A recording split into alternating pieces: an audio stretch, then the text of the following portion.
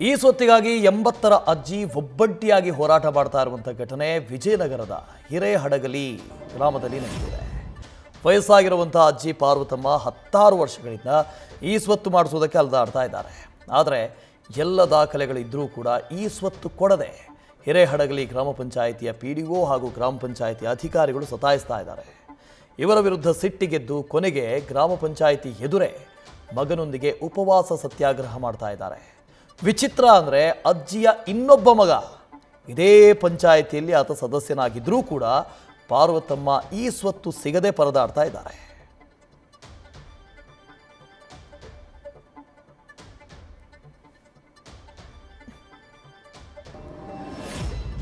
ನನಗೆ ಎಷ್ಟು ನಾನು ಮುಂದಕ್ಕೆ ಅಡ್ಡಾಡಕ ಬಿಡುವಲ್ರು.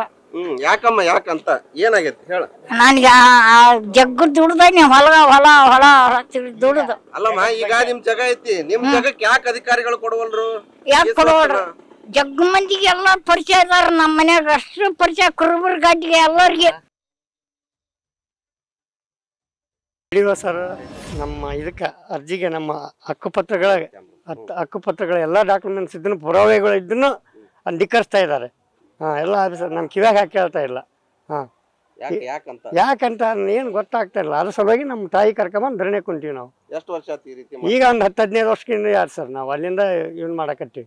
ಇವತ್ತು ಯಾಕೆ ಧರಣಿ ಮಾಡ್ಬೇಕಂತ ಅನಸ್ತು ನಿಮಗೆ? ನಮ್ಮ ತಾಯಿಯರಿಗೆ ನಾವು ಕರ್ಕೊಂಬಂದೀವಿ. ನಾವು ಇಲ್ಲಿ ಮುಗಿದೋತ್ತು ನಮ್ದಿನ್ನ ಮಾಡಬೇಕು. ಇಲ್ಲಂತ ಎಲ್ಲ ಮಾಡ್ಕೊಂತ ಹೋದ್ರೆ ನಾವು ಹೆಂಗೆ ಮಾಡೋದು, ಹೆಂಗೆ ಜೀವನ ಮಾಡೋದು? ಈಗ ಪಿಡಿ ಅವ್ರಿಗೆ ಯಾರದಾರ ಅವ್ರು ಏನ್ ಹೇಳ್ತಾ ಇದಾರೆ ಕೇಳಿದ್ರೆ ಯಾಕೆ ಕೊಡವಲ್ರಿ ಅಂತ ಕೇಳಿದ್ರೆ ಏನು ಎಲ್ಲ ದಾಖಲಾತಿ ಎಲ್ಲ ಕೊಟ್ಟರು ಯಾಕೆ ಕೊಡಲ್ಲ ಅಂತ ಹೇಳಿ ಏನಾರ ಒಂದು ಕಾರಣ ಹೇಳ್ತಾರೆ ಸರ್. ಏನದ ಅದು ಹಂಗ ಇದು ಹಿಂಗ ಅಂತ ಕೇಳ್ತಾರೆ. ನಾವೆಲ್ಲ ಪೂರ್ವಜ ಎಲ್ಲ ದಾಖಲಾತಿಗಳದಾವ. ಹೌದ್ರೆ ನಮ್ಮ ತಾತ ಅಜ್ಜನ ಕಾಲದಿಂದಲೇ ಅದಾವ, ಇತಿಹಾಸದಿಂದಲೇ ಅದಾವ. ಈಗ ಇನ್ನೊಂದು ವಿಚಿತ್ರ ಏನಂದ್ರ ನಿಮ್ಮ ಅಣ್ಣವರ ಮೆಂಬರ್ ಅದಾರ. ಮೆಂಬರ್ ಆಗಿದ್ಕೊಂಡ ಒಂದು ಈ ಸ್ವತ್ತು ತಗೊಳಕಾಗಲ್ಲ ಅಂದ್ರೆ ಹೆಂಗ್ ನಿಮ್ಗೆ ಕೊಡುವಲ್ರಿ ಅಂದ್ರೆ ಏನಂತ ಇವ್ರು ಹಕ್ಕಿಕತ್ ಒಳಗಿಲ್ದ ಮರ್ಮನ ತಿಳಿವಲ್ತಿವ್ರದ್ದು. ಪಿಡಿಒ ನ್ಯೂಸ್ ಫಸ್ಟ್ ನಿರ್ಭೀತಿಯಿಂದ ನಿಮ್ಮ ಪರವಾಗಿ.